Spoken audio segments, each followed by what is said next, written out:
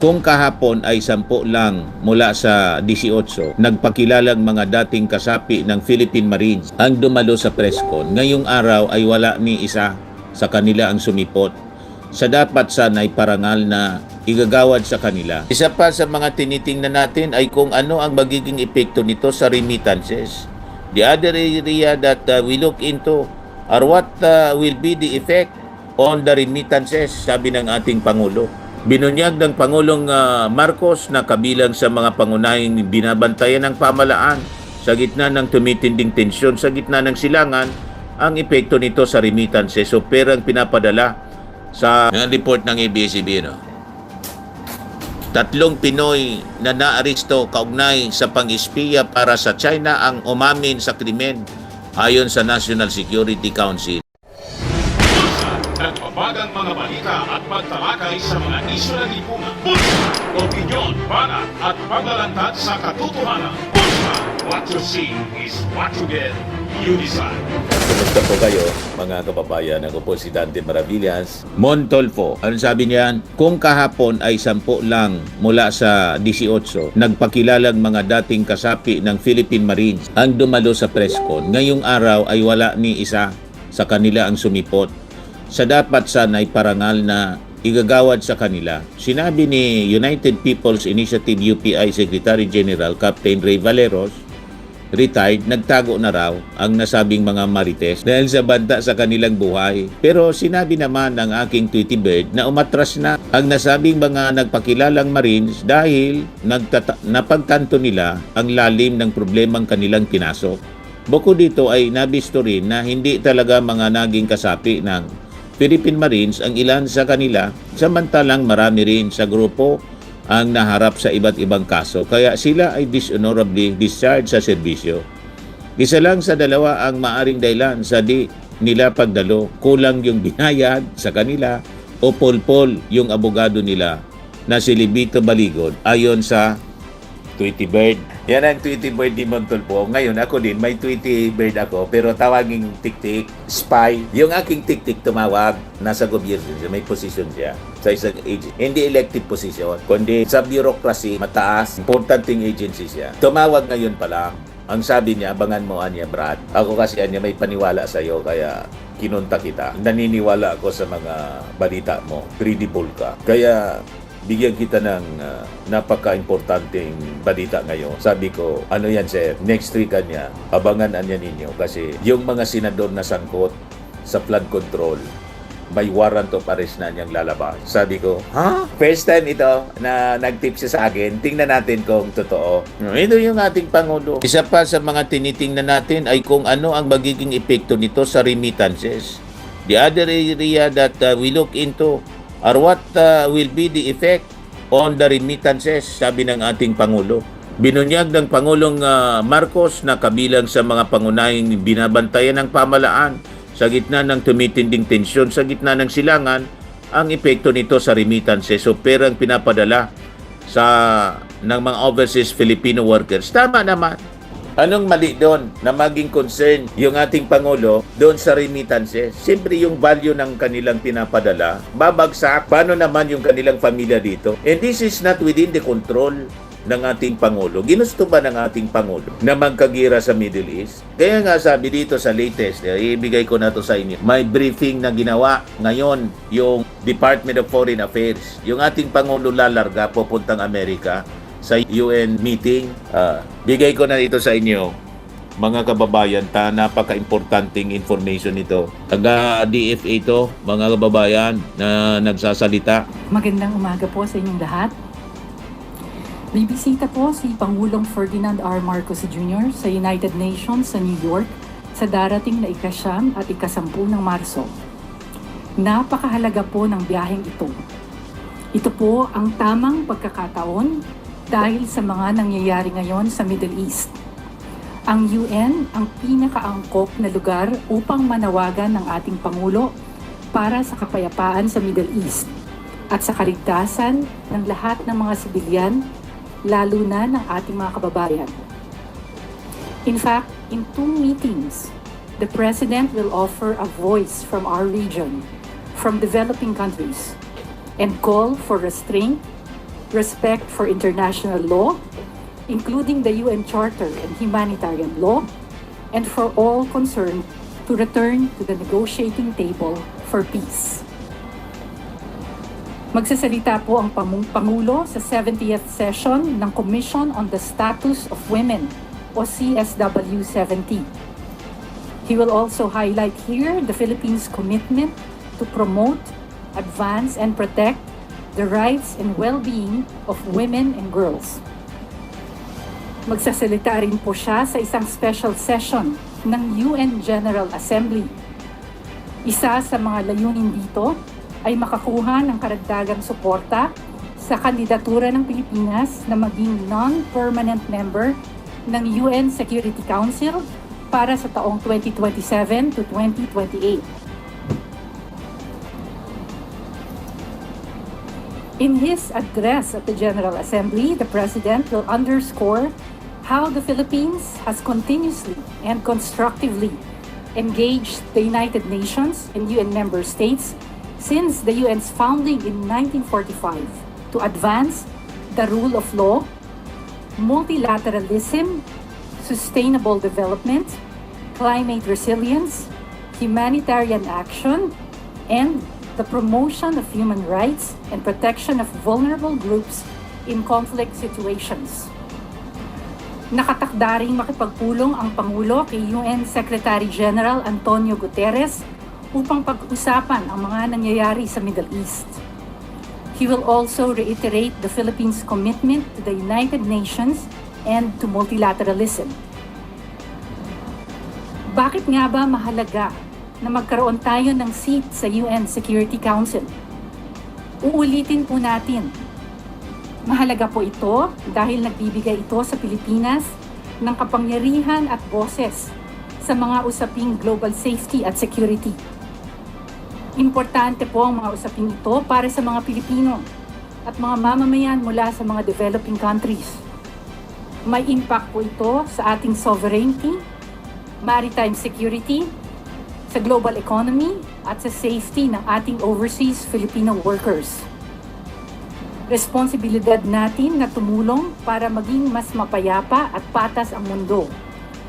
Responsibilidad din nating protektahan ang interes ng ating bansa. Sa pagsali sa UN Security Council, ngayon pa lang ay magiging bahagi tayo ng solusyon para handa tayo sa kahit na anumang hamon na harapin natin sa hinaharap. Maraming salamat po. I will now be happy to answer your questions. Unang tanong mula kay Tristan Nagalo, News Plus.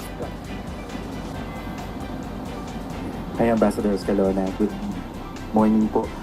Apart from his meeting with UN Secretary General Antonio Guterres, are there any other world leaders that he's expected to meet during this visit? No, Even a meeting with US President Donald Trump is not on the table. wala po. Just to, of course, sabi niyo nga po, the President would raise the issue in the Middle East. Do we expect the President also to raise concerns regarding the South China Sea and other regional issues or regional security issues? I cannot preempt what the President will say, but definitely pag-uusapan po ang international developments, regional developments, at yung mga bagay na makaka-apekto sa ating mga mamamayan. Sunod na tanong mula kay Arlene Delgado, ABS-CBN. Hi, Asa, good morning. Asa, just wondering if the President will meet the Filipino community in New York? Wala pong meeting with the Filipino community. Okay. And also, Asa, U.S. Treasury Secretary Scott Bessent said the U.S. was likely to implement a 15% global tariff this week. Just also wondering, Asa, if mabibring up ba ito ng ating delegation during the visit? Siguro po ang BTI ang tanongin natin about the economic matters. Thank you po. Sunod na tanong mula ulit kay Tristan Nagalo. Ambassador, nabanggit po before ni US, Philippine Ambassador to the US, Jose Manuel Romualdez, that President Trump invited the Philippines to join the Board of Peace since relatable din po to sa nangyayari sa Middle East. Is this something Board that of Peace will po. be discussed also during the President's Para visit sa and the Gaza, invitation to join Israel. the Board of Peace? Ang pagkaalam ko po, pinag-aaralan pa ng Pilipinas yung imbitasyon na yan. Inimbitara ni Trump yung ating Pangulo Rafi, ayaw maging din. parte ng Board of Peace. Hi ma'am. The recent stakeholder, the Global Tourism Sa Israel. Business Association, is advocating for Filipinos holding valid US or Canada tourist visas to be exempt from regular visa processing when traveling to Japan and Korea. What's the take of DFA on this? I will have to get back to you on that, just to check and be accurate. And then, send na po daw kasi yung letter nila sa DFA. Opo. Balikan ko na lang kayo on that. Okay, ma'am. Ann Soberano, Bomorado. Yusek, good morning. Sino-sino po ang kasama sa official delegation po ni Pangulong Marcos? Thank you.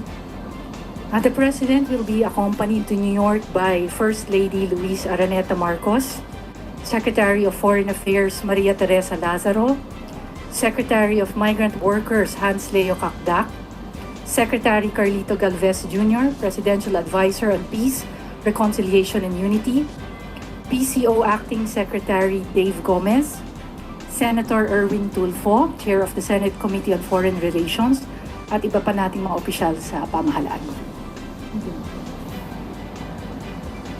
Sunod na tanong mula kay Eugene Fernandez, IDC Philippines. Christian Yasores. Wala na pong tanong mula sa Malacanang Press Corps. Maraming salamat po, Assistant Secretary Angelica Escalona. Maraming salamat, Malacanang Press Corps. Maraming salamat. Mga Filipino spies. Yung report ng ABS-CBN, no? 3 Pinoy na naaresto kaugnay sa pang-espiya para sa China ang umamin sa krimen ayon sa National Security Council.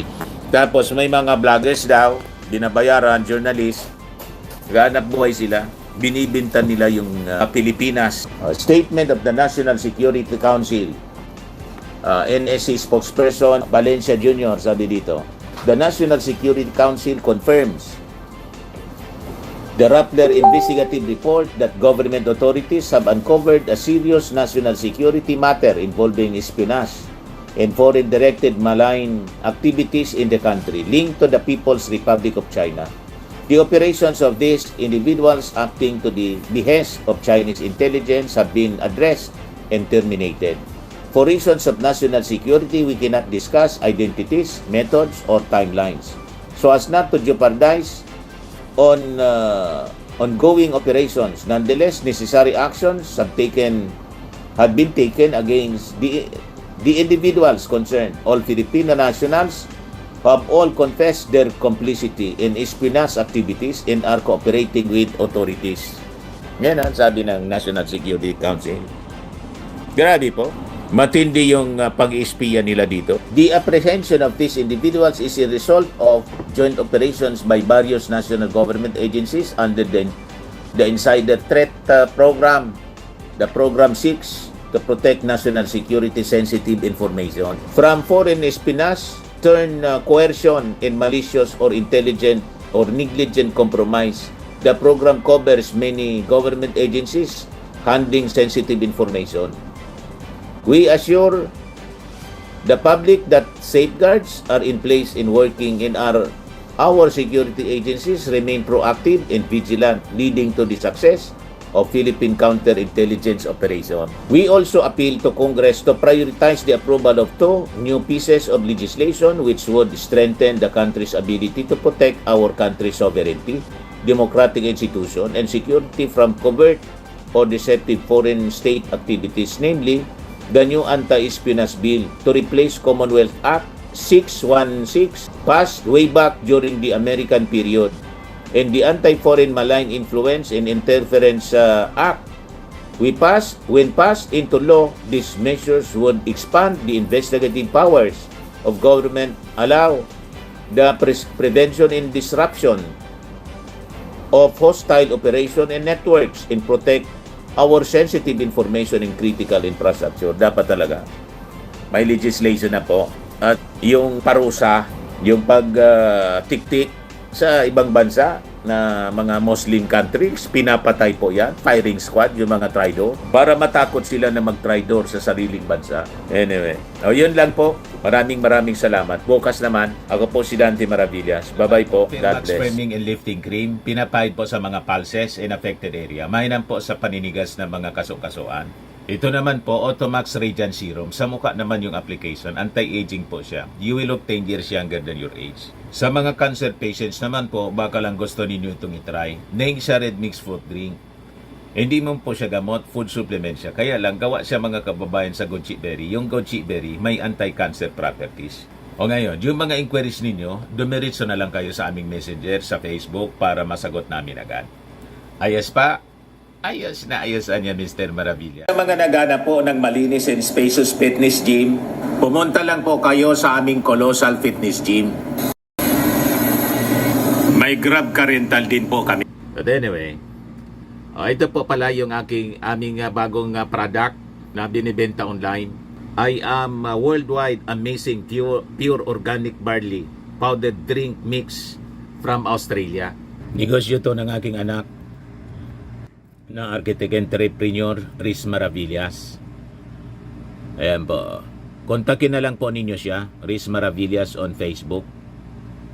Ang mga health benefits niya, boost immunity, improves digestion, enhance energy levels, packed with antioxidants, prevent cancer. Ito naman po yung bago naming product na binibenta online.